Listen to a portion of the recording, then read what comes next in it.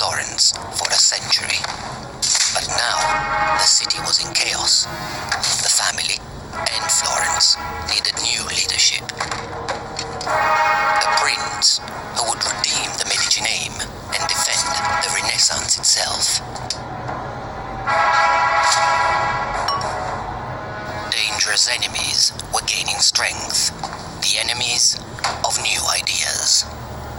And no one was more radical than their friend and teacher, the greatest scientist in the world, that would declare that the Earth traveled around the sun. His name was Galileo Galilei. And he would come face to face with the most terrifying weapon of the age, l'Inquisizione, the Roman Inquisition. And the Medici would be forced to choose between allegiance to the Church and loyalty to the values of the Renaissance.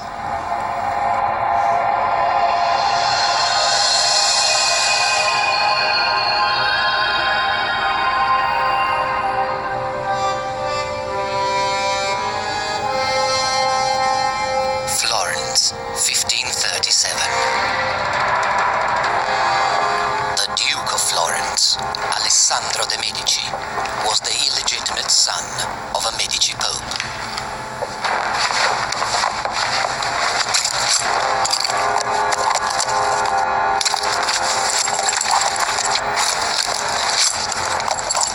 Enemies of the Medici saw a chance to cleanse Florence of the family, once and for all.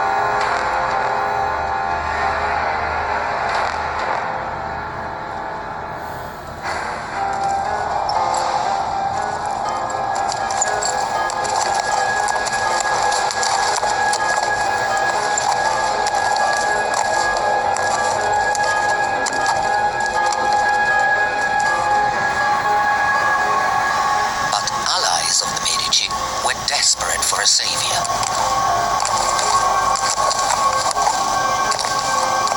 No matter how humble or how distant.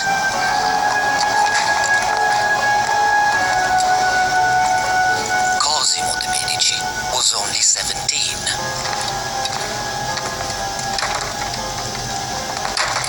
A fourth cousin to the murdered Duke.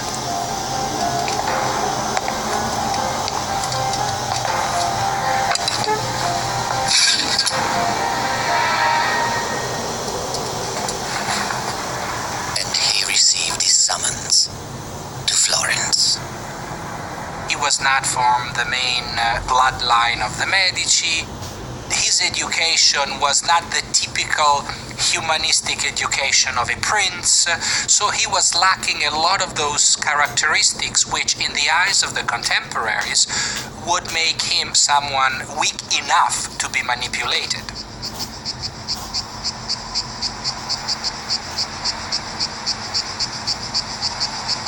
After years of chaos, the city of Florence was in decline. Its streets were deserted. Generations of Medici treasures had been destroyed by violent revolution. Michelangelo, close to the Medici, had fled the city, leaving behind the broken statue of David. Young Cosimo bore the name of a now hated dynasty. But the city was on the brink of anarchy and needed someone to fill the dangerous role of the figurehead of Florence. And for now, Cosimo the teenager would have to do. Most of the people who counted in Florence at the time were fairly aware that the choice of a man raised in the country was a way to have a ruler that they could, control fairly easily. Within 48 hours, Cosimo was elected the new Duke of Florence.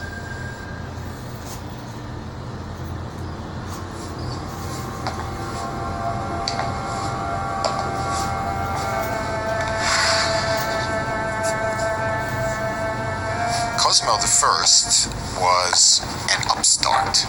He had not been born to a noble family at all. He was from a minor branch of the Medici who got lucky in terms of political alliances and suddenly found himself sitting on the throne of this new duchy.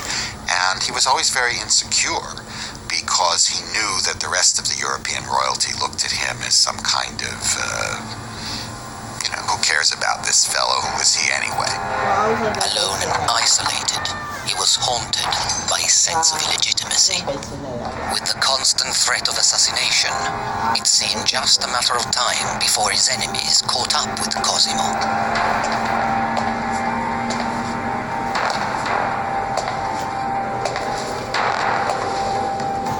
But one man believed Cosimo had potential. As a child, this man had rescued the broken arm of David, and for years he had kept the pieces safely hidden.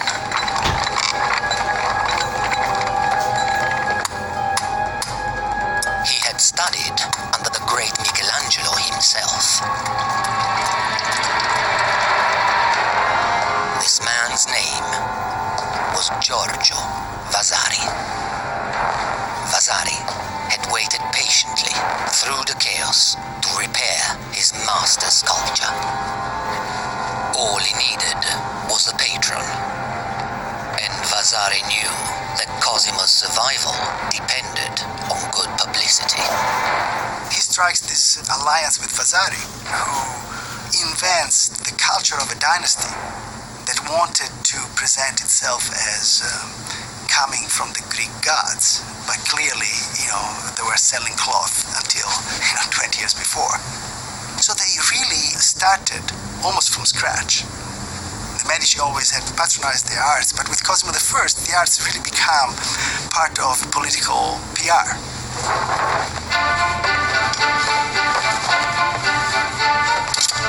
Cosimo began to fight a battle for survival on two fronts. Behind the walls of his palace, he pursued a rigorous training regime.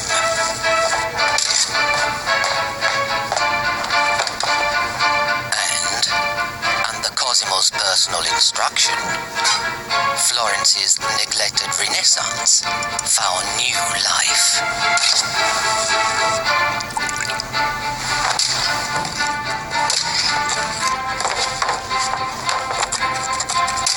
But the young Duke's growing confidence was beginning to cause concern. Some openly worried where it might lead. They have mounted a young man on a splendid horse, then told him he must not ride beyond certain boundaries. Now tell me who is going to restrain him when he wants to ride beyond them. You can't impose laws on a man who is your master. By 1543, repairs to David, authorized by Cosimo, were complete. This great symbol of civic independence had risen from the ashes, but only on the orders of a Medici prince. Not for the first time, Michelangelo's art had been co-opted in the pursuit of power. Michelangelo was the greatest artist of the age, and his art was often used by others for political gain.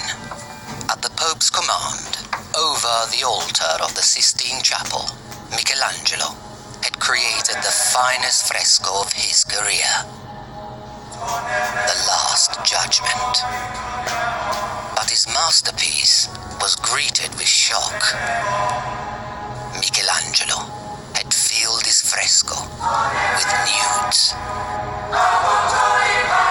Church conservatives were appalled.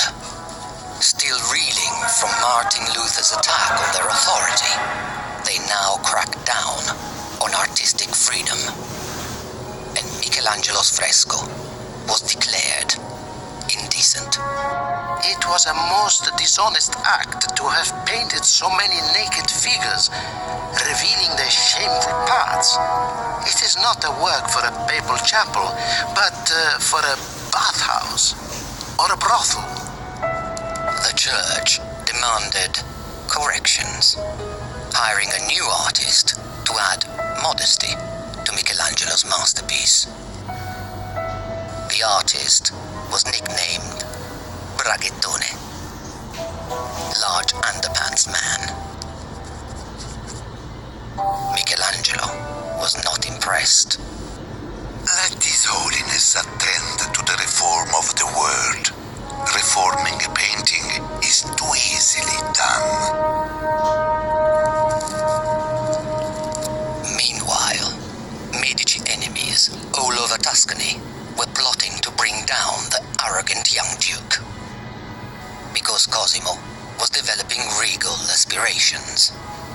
But he outwitted his foes by courting a Spanish princess, a woman who shared his ambitious nature.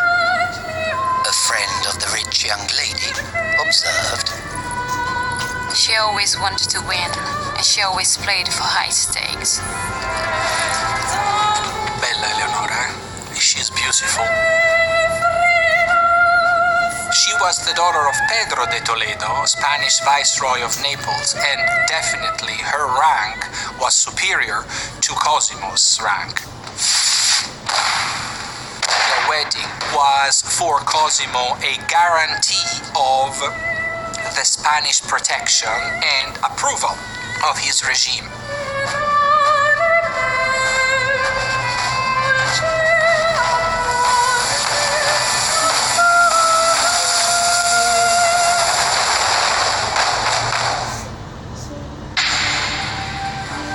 His bride brought Cosimo a handsome dowry, and more importantly, an army. Cosimo I was a warrior and a politician. And like all members of the family, he was primarily ambitious to build up the reputation of the family and the wealth of the state. And he would do anything necessary for that. He's different from the earlier Medici because he realizes that power has to come from military strength. And of course, one of the great things that he does is he builds up a navy for the first time in Florence's history. And he gets the point that if the Medici are going to keep in power, they have to have a military force. And it's Cosimo who works it out. Cosimo planned to spread his duchy from the coastline to the hills. And he went for a knockout punch. In one decisive battle, the Republic of Siena fell. The rest of Tuscany followed in capitulation to the Medici. Cosimo wasn't slow to publicize his success. Across the walls of the old government building, he ordered monumental frescoes from Vasari. Vasari was a sculptor, Vasari was a painter, Vasari was an architect, but more than all of these three arts combined, he supervised everything that was produced in the arts in function of the Medici ideology. Vasari was coordinating more than just producing art at the time.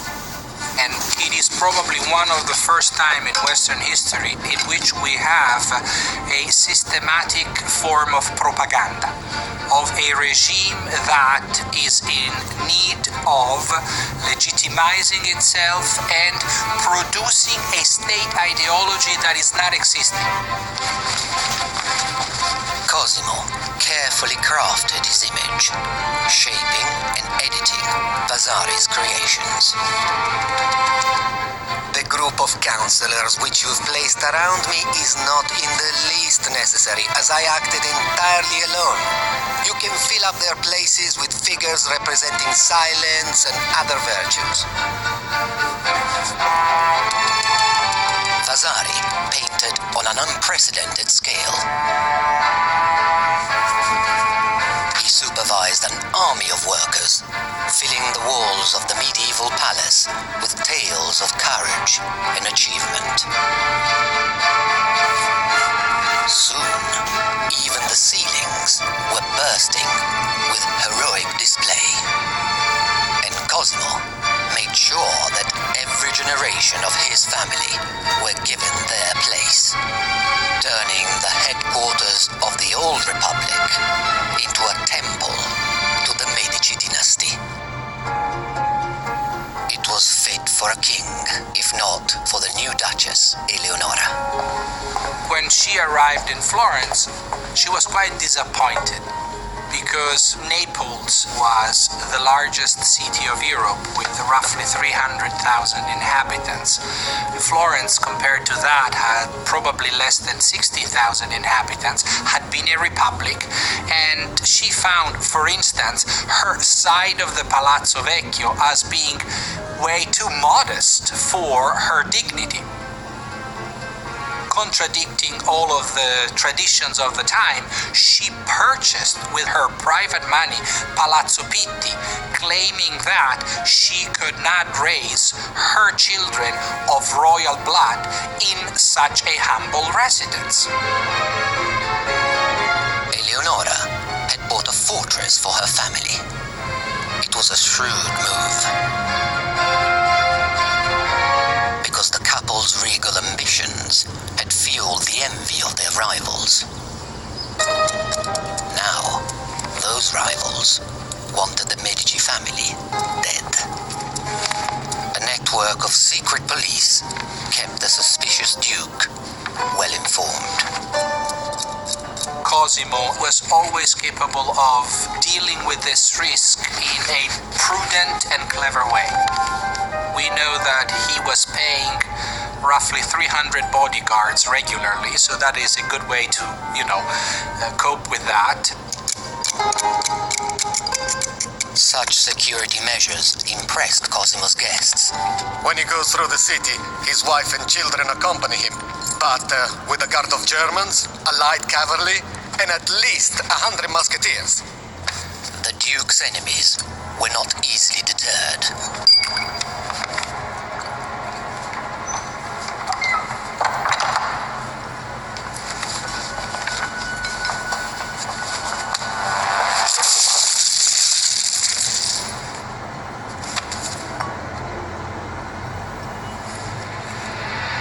Cosimo was ruthless in revenge.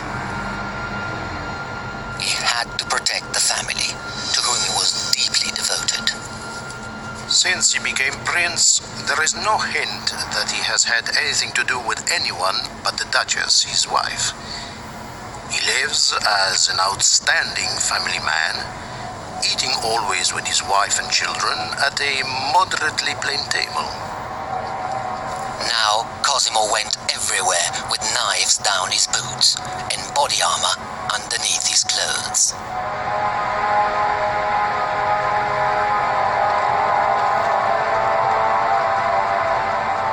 And his safe passage through the city was secured by building an enclosed, private corridor above the streets. But Cosimo had a problem. He was master of a complex administration, managed by myriad offices scattered throughout the city. For a cautious man like Cosimo, this was far too risky. He remembers everyone by name, and if he sees a stranger, he wants to know who he is and what he does. For although he has memoranda concerning income, expenses, troops, he remembers it all. It was Cosimo's realization that you couldn't run the government without a permanent bureaucracy. And if he was going to organize the government in this systematic way, then they had to have a location. Such a location had to be safe, and naturally, it had to be grand. The new buildings were constructed along two sides of a street, with a corridor linking the two wings. They were known only by the Italian word for offices, uffizi. purpose of that palace was to house the government administration of Florence, which was getting bigger at that point. The Medici realized that if they wanted to run a large, modern state, they needed to have a systematic and very organized civil service government agencies.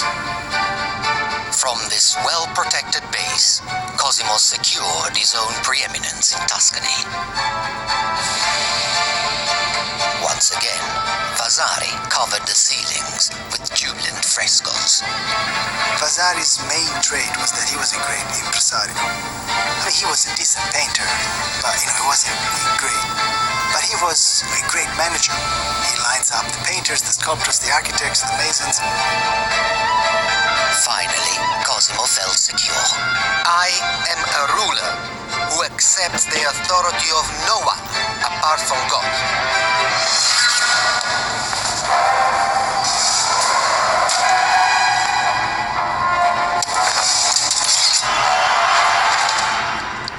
And with Vasari's help, Cosimo's founded a new school of art and design so that ambitious young artists would come to study in Florence.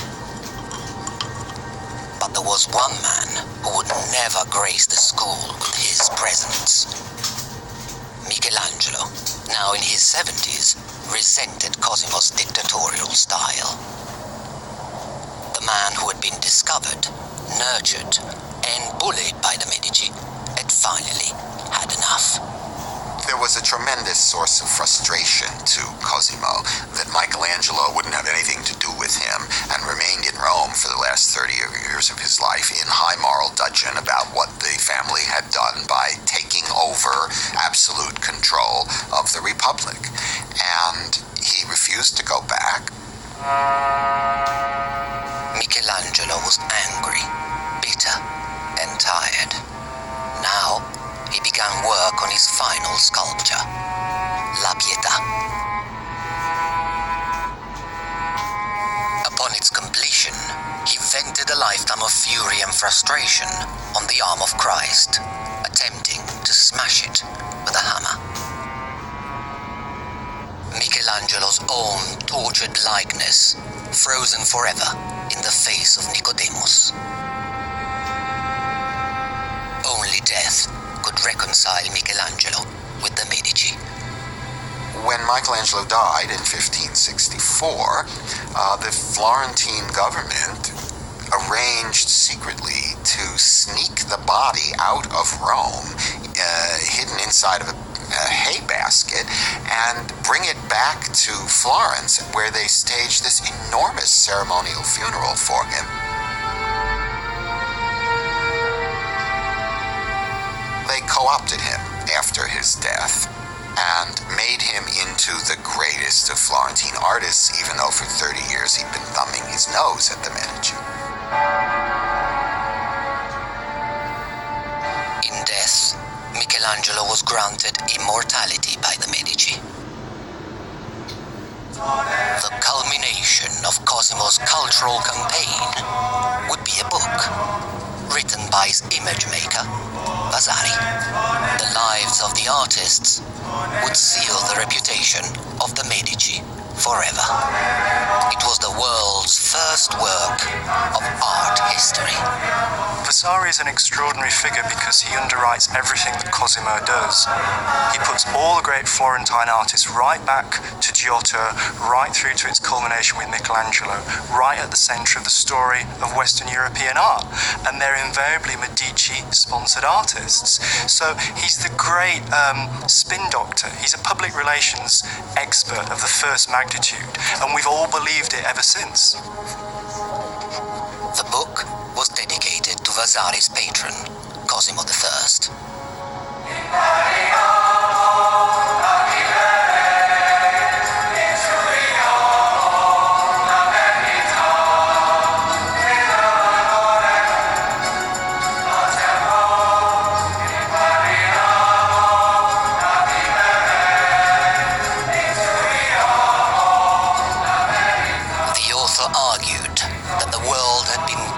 For 1,000 years, until the light of the artists had illuminated it once again.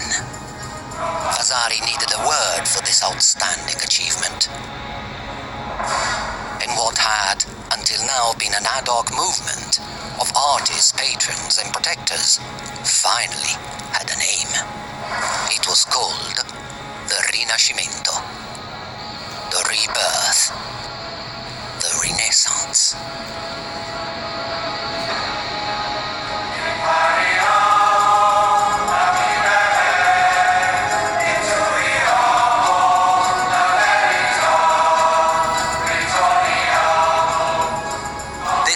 A crucial book, in my opinion, because it's the first book in which, for the first time, someone addresses the issue of explaining why those years in Florence under the auspices of the Medici were, quote-unquote, a creative age. This is the first, and in my opinion, most brilliant definition of the Renaissance.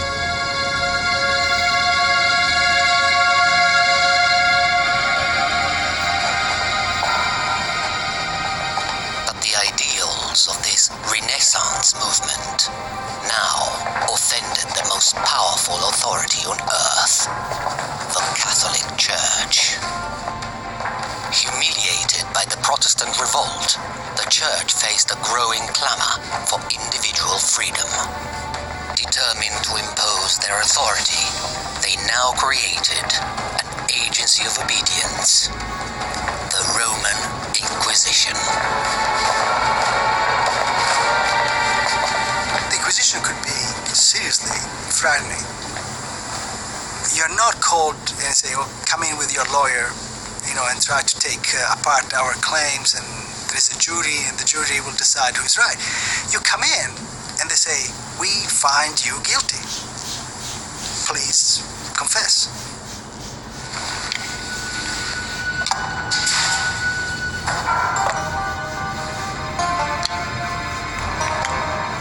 In 1559, l'Inquisizione arrived in Florence. They had come to enforce the censorship of the Church. The Index of Forbidden Books was a catalogue of 583 heretical works. To possess or disseminate any named volume was a punishable crime.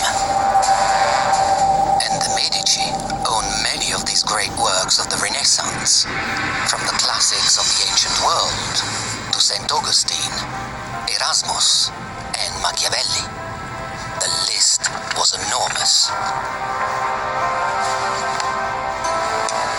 And Cosimo had his own legacy and his reputation to protect. Cosimo haggled with the Inquisition and came to a compromise.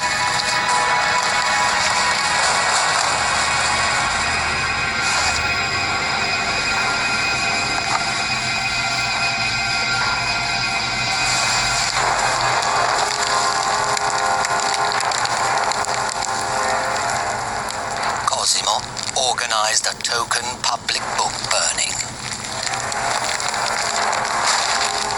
Because even a duke could not afford to alienate the Church.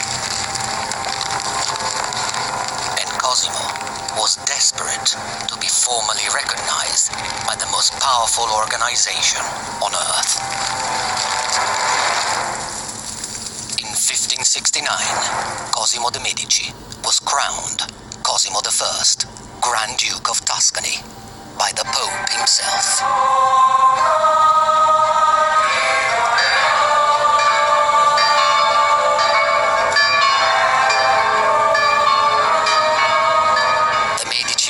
Started as merchants and moneylenders. Over generations, they had climbed the precarious social ladder. As popes, they had governed all of Christendom, but Cosimo had taken them to new heights, controlling Middle Italy from coast to coast. All of Tuscany stood in awe, including a young boy who would one day contribute greatly to the Medici legacy. He would become private tutor to the Medici heirs and the greatest scientist of the age, Galileo Galilei.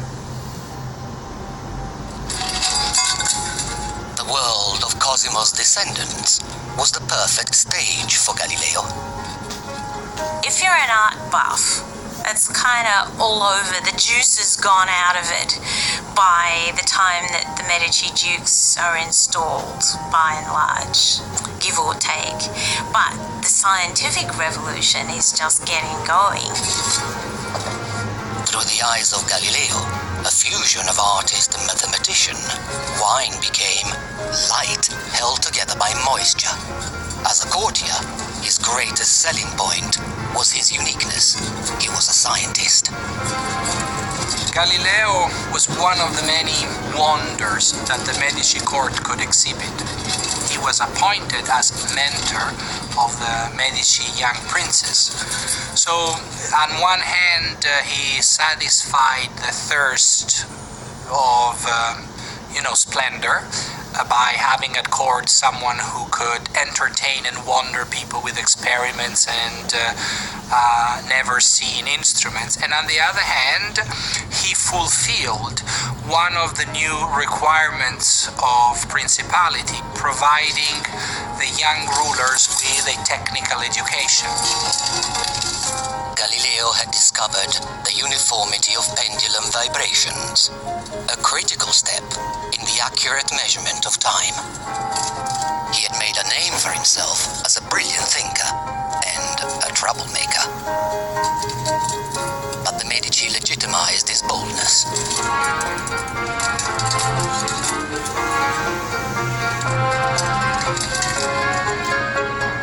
In 1610, they appointed Galileo royal professor of mathematics and philosophy, with a healthy salary of 1,000 scudi a year.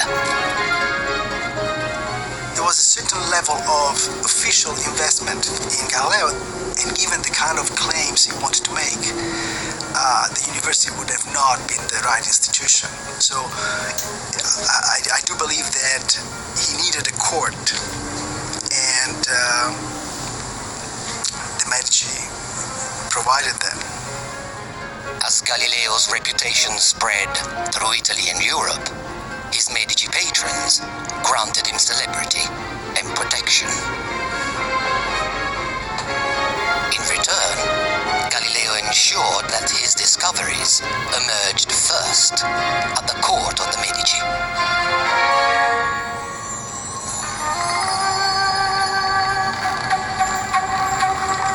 Galileo is this hybrid between a philosopher, a courtier, and a writer. The patron expects competence, there's no question about that, but also expects the spectacle. Galileo had that, and most mathematicians did not. They didn't have the other set of skills, how to turn a dry topic into something entertaining. School vacations became the seasons for experiments, as Galileo's Medici students learned through observation. People had always assumed that because it was solid, ice was much heavier than water. But not Galileo. Galileo managed to turn buoyancy, things floating in water or sinking in water, into a court spectacle. Now, that takes talent. Galileo asked whether two balls of different weights would fall at the same speed. Most people thought the question was absurd. Of course, the lighter one would fall more slowly. But Galileo was not convinced. By dropping two balls from the top of the Leaning Tower of Pisa, Galileo proved that all objects fall at the same rate of acceleration. The royal professor had prefigured Newton's theory of gravity by half a century. He was desperately trying to find simple arguments for complicated, for huge phenomena. That was always his angle. He was a master at trying to find these little vignettes that could encapsulate a very complex problem.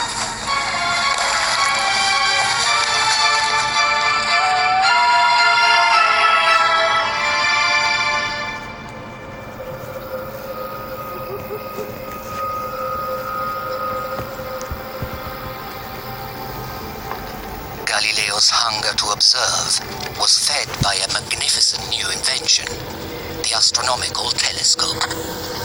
Most nights, Galileo would point the telescope toward the moon, and then you write down or you draw what you see every night. The way you build the case is by showing what you have seen over like 30, 40 nights. But what Galileo observed went against everything people had been taught. The moon was not the pure white heavenly body of church doctrine. Galileo was amazed. It is like the face of the earth itself, which is marked here and there with chains of mountains and valleys. All of what people had been believing in regard to astronomy collapsed, because the idea that beyond the celestial vault you get into the world of perfection proved to be wrong. Otherwise there wouldn't be all of those imperfections on the moon. And through the eyes of the prince, the telescope adds to the court another element of originality and wonder. Galileo was the first man to discover that the sun had spots, to notice the unusual shape of Saturn, and to identify the Milky Way. And he was the first man to spot the moons of Jupiter. He named these mysterious objects after his patrons and protectors. He called them the Medici stars. Behold, 4 stars reserved for your illustrious name, which make their journeys with marvelous speed, like children of the same family. They were the most permanent monument that the Medici could hope for, because statues, wear out, paintings fade, and the satellites of Jupiter do not fade. Nothing happens to them. They're there forever. I'm sure that watching the Medici stars was probably a family sport. Thanks to Galileo, the Medici name was written into the universe. And thanks to Medici patronage, Galileo was the most famous scientist in the world. The English ambassador recorded his achievement. The professor has discovered 4 new planets rolling about the sphere of Jupiter, the true cause of the Milky Way, and that the moon is not spherical. He has overthrown all former astronomy.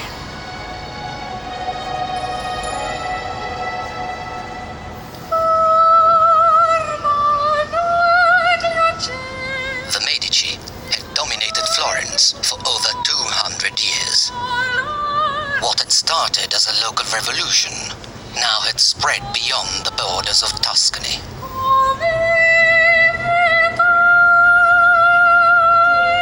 At the royal court of France, the world's first ballet had been presented to Queen Catherine de' Medici. In England, Shakespeare had thrilled massive audiences with extraordinary new plays. While in Italy, a radical new art form had been unveiled. Born in the house of the Medici, opera took the dramatic stories of classical heroes and set them to music. It had been performed by Galileo's own father. One by one, 3 generations of Medici dukes inherited a position of extraordinary power, and Galileo had taught them all. He had bestowed on them the gift of education, a rare gift they would never forget. I think that probably Galileo was more important to the Medici as time went on. For somebody like Ferdinand II, Galileo was an important image maker. The Medici were lucky. It's a remarkable coincidence to have one of your subjects turn out to be, such a scientific star. But there was still a force in the world more powerful than the benevolent wisdom of an individual thinker. The force of religious conformity.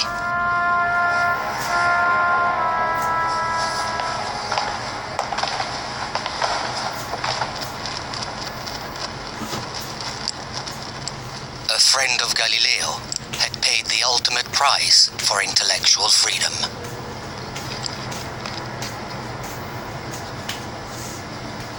Giordano Bruno was a Dominican friar.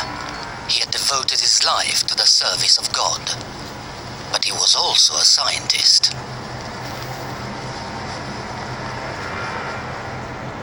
For publishing his theory that the universe was infinite, he was burned alive by the Roman Inquisition. In exceptional cases, the Inquisition showed mercy. They placed a bag of gunpowder around the victim's neck.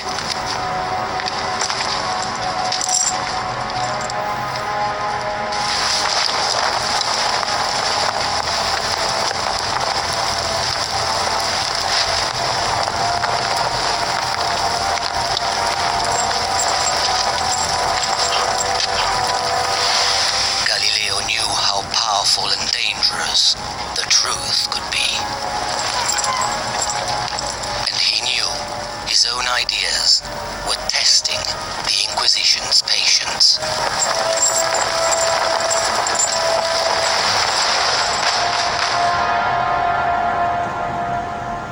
For over 1,000 years, the Church had taught that the Sun and all the planets revolved around the Earth.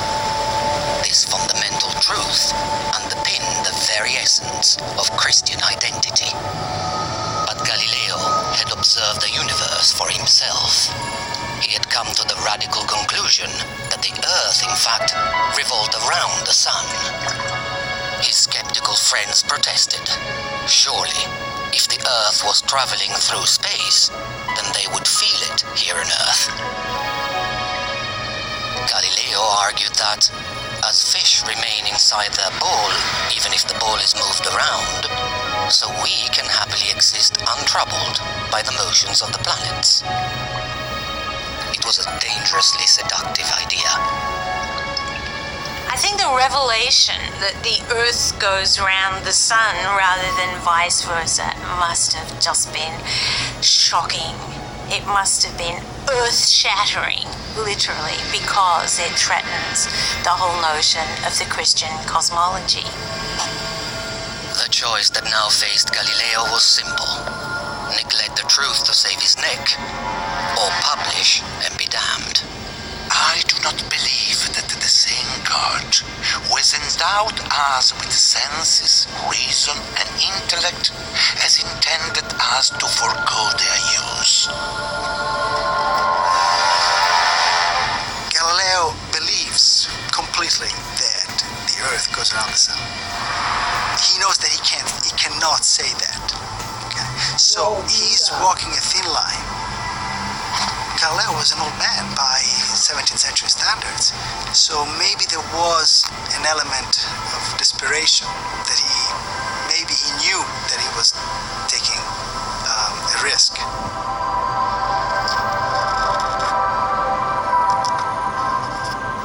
Galileo prepared a subtle argument in the form of a conversation between three friends.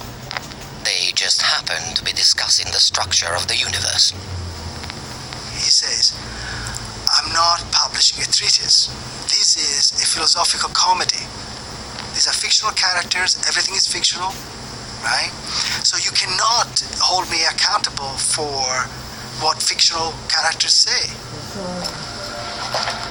Galileo submitted his text to the church in Florence so that it could be checked for signs of heresy. The church insisted on changes. Galileo agreed.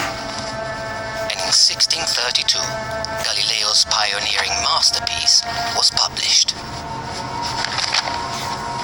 Under normal circumstances, normal being friendly, he would have got away with it. In a more hostile environment, people would simply say, we do not care that Galileo has used the literary genre of a dialogue between fictional or dead people. He has said this, and we are going to hold him accountable. Galileo called his book The Dialogue of the Two World Systems and dedicated it to his student and patron, the Grand Duke of Tuscany. Whose liberal munificence is the means by which it finally reaches publication.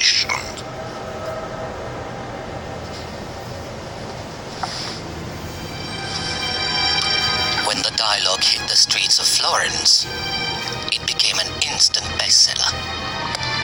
Galileo had written the first book of popular science. I wrote in the colloquial tongue because everyone must be able to read it.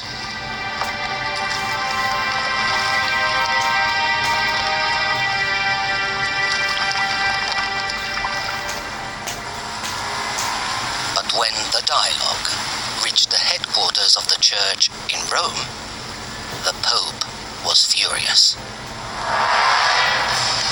The Pope feels the need to put an end to Galileo writing about his scientific theories because what this produces is essentially a body of knowledge that contradicts the authoritative assertion of the Church, which, according to the common opinion of the time, was the only source of truth. Galileo was officially summoned to face the Inquisition. Now more than ever, he needed the protection of the Medici. The Grand Duke tried to prevent his mentor being hauled to Rome. But the Pope was in no mood for discussion. When His Holiness gets something into his head, that is the end of the matter, since he hardens and shows no respect to anyone. This is really going to be a troublesome affair. If you are accused by the Inquisition and you manage to stay away from Rome and negotiate things remotely, it's one thing. If they get you to Rome, you're a goner.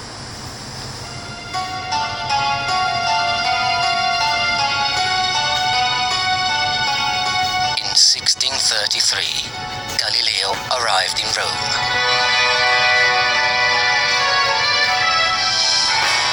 The Inquisition had their man at last. It's really a misnomer to say that Galileo's trial was a trial. It was a trial in the 17th century sense of the term, but it definitely was not a trial the way, we mean it. Not only there is no jury, but the suspect has very little access to the case that is being built. In Galileo's case, the machinery had been going on without him knowing for a long time. They already had a file on him. It's amazing. I mean, it's actually scary. If you read the manuscript, the documents, you see that the machine starts, is set into motion, and it's not clear how it can be stopped. Ordered to dress in the white robes of the penitent, Galileo had been shown the instruments of persuasion. The Inquisition's reliance on torture is not seen as part of the punishment. It is seen as a practice to get to the truth. The belief is that the suspect has seen things, has done things, and he or she does not want to admit that. And so torture comes in. They really squeeze the truth out of you. Back in Tuscany, the Medici Grand Duke faced a terrible choice. For over 200 years, his family had nurtured generations of radical thinkers. They were far more than financial backers. The Medici had prided themselves on intimate involvement with the creative process. As a family, they had recognized great ideas as well as public relations opportunities. But now, they were a royal dynasty, anxious to retain control of their territory. And they depended for survival on the benevolence of an even greater power, the papacy.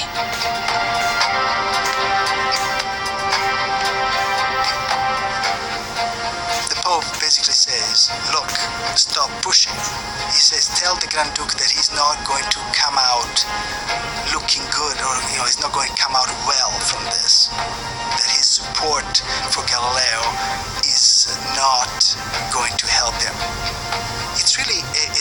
end.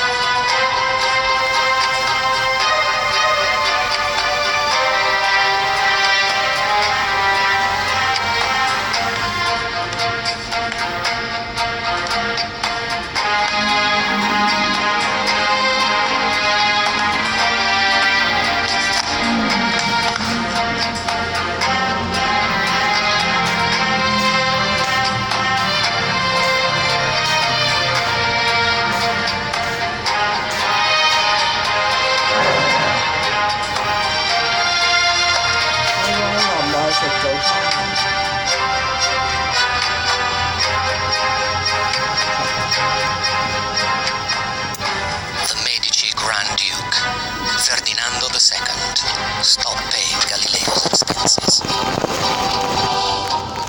On the 22nd of June, 1633, on his knees in the belly of the Vatican, Galileo denied what he knew to be true. I still hold as most true and indisputable the stability of the earth and the motion of the sun. I am in your hands. Do with me what you please.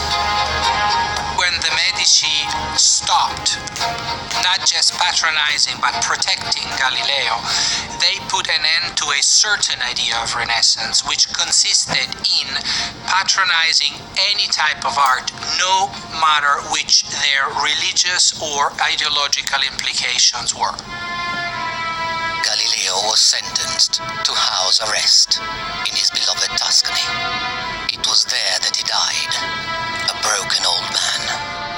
In a fit of remorse, the Medici planned a public funeral, but the church overruled them. There would be no public mourning for Galileo. He was the last in a galaxy of Medici stars. For over 200 years, one family, driven by ambition, had left an extraordinary legacy in their wake. For they had been the patrons of genius.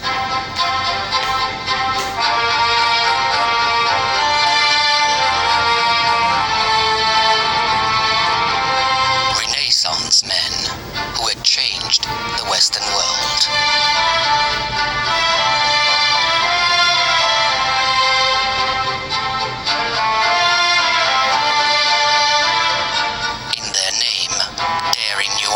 Had created the greatest works of the Italian Renaissance.